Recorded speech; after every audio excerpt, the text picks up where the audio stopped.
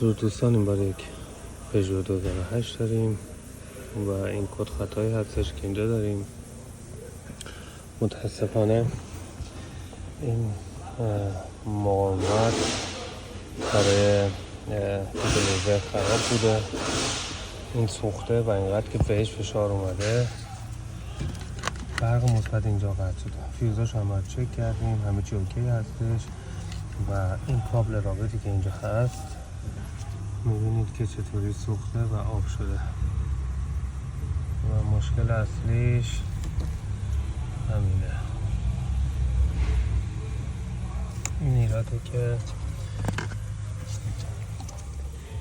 موتور به مقاومت فشار آورده، مقاومت قطع نکرده، سینکشیو داغ کرده، پلاستیک رفته وسطش، کنتاکت رو قطع کرده و اینم نو هستن کار میزن. بعد این همه چوکه